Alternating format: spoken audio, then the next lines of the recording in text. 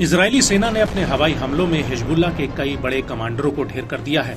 हालांकि हिजबुल्ला ने भी अपने 2 जासूसी ड्रोन भेजकर इजरायली सैन्य अड्डों के कई भेद जान लिए हैं।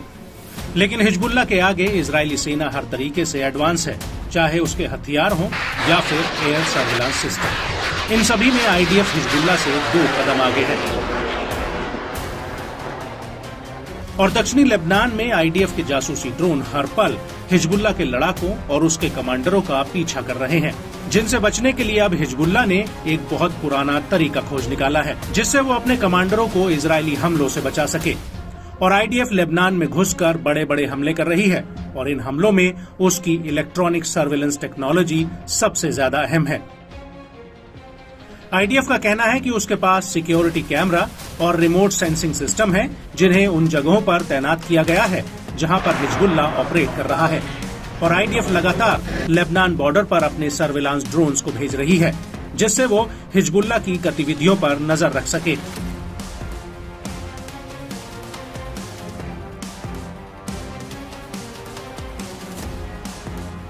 लेकिन आईडीएफ के इन हमलों से बचने के लिए हिजबुल्ला ने एक खास तकनीक अपनाई है।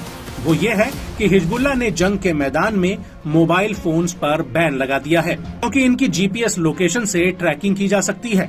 इसकी जगह हिजबुल्ला ने मौखिक संदेश लेकर जाने वाले पेजर्स और कोरियर्स की तकनीक को अपनाया है, ताकि किसी भी तरह की हलचल आईडीएफ की नजरों में न आ पाए।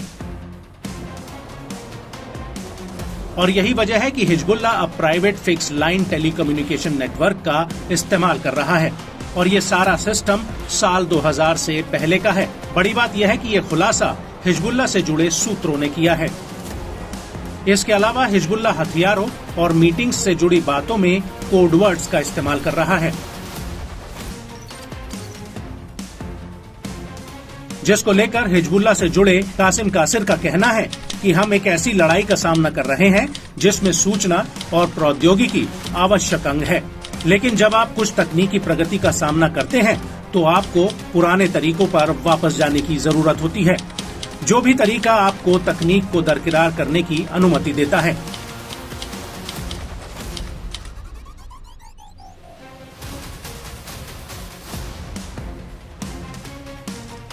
वहीं आईडीएफ हिजबुल्ला की जासूसी करने के लिए लोकल मुखबिरों का भी सहारा ले रहा है।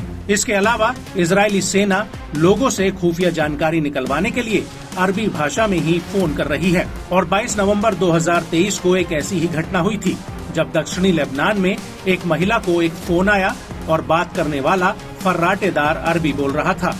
उसने महिला के घर के सदस्यों के बारे में पूछा तो महिला ने बता दिया कि वो पूर्वी लेबनान गए हैं। और इसी के कुछ ही मिनटों में घर के ऊपर एक मिसाइल आ गिरी, जिसमें हिजबुल्ला के 5 लड़ाके मारे गए। इसमें हिजबुल्ला की राडवान फोर्स के सीनियर मेंबर का बेटा अब्बास राड भी मारा गया था।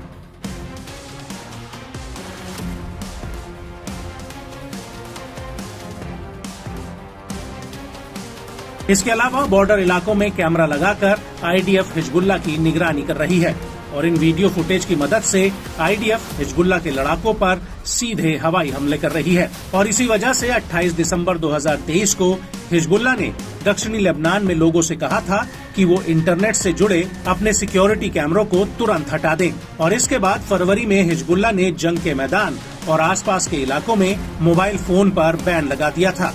यहाँ तक कि राजधानी बेरूत में भी हिजबुल्ला के नेताओं से मीटिंग में आते वक्त मोबाइल फोन नहीं लाने की सलाह दी गई है।